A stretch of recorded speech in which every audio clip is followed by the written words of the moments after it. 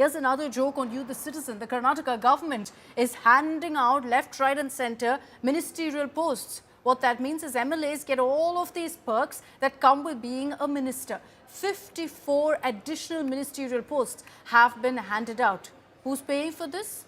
No prizes for guessing. It's taxpayer money that's spent on perks. And all the while, you have roads, infrastructure, welfare schemes, a struggle for funds for all of this. And we've heard public admissions about this. Here's what the Karnataka fund crunch looks like, or essentially the irony of it. In some cases, they have all the money they need. In some cases, they don't. Here's what they have money for. For renovations, 2.6 crore rupees has been spent on the Chief Minister's Kaveri House renovation. You could argue that it's not just for Siddaramaiah, but the timing of it, when you say you don't have funds, there will be questions about this. Meanwhile, pothole-ridden roads yet to be fixed. They've got money for chartered flights and choppers. 47 crores has been spent just on that. Infrastructure, public admissions made, that we don't have the money.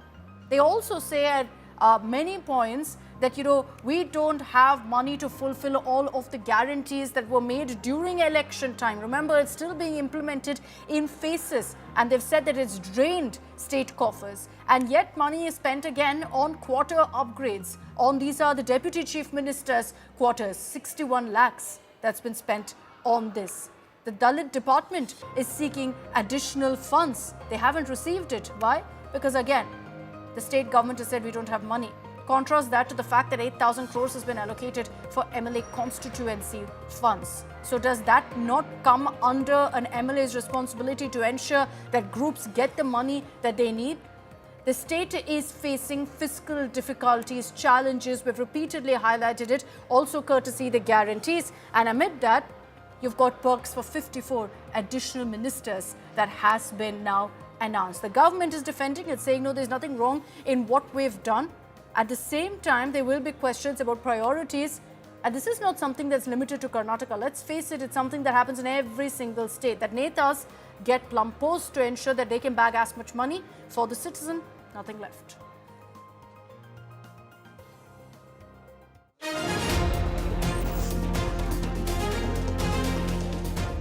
The Karnataka government is under fire for an unchecked spree of ministerial status posts, draining the public exchequer.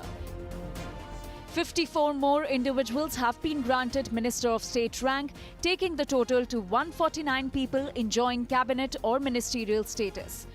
Shockingly, only 32 are constitutionally appointed cabinet ministers. The rest hold their rank through board chairmanships, corporations, or as advisors, many without even being elected MLAs. Each status holder enjoys hefty perks.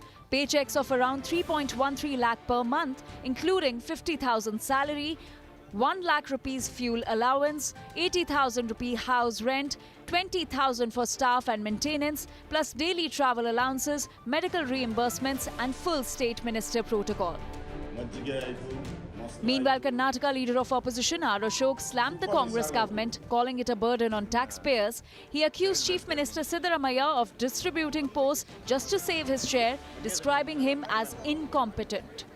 I say, cabinet darja देना, मैं पूछना चाहता हूँ पैसा कहाँ है? कर्नाटक में pot whole city बन गया बेंगलुरु, पूरा स्टेट रोड्स ठीक नहीं है, फिर भी गवर्नमेंट टैक्स मनी और कर्नाटका जनता का टैक्स मनी ऐसा खर्चा कर रहा है.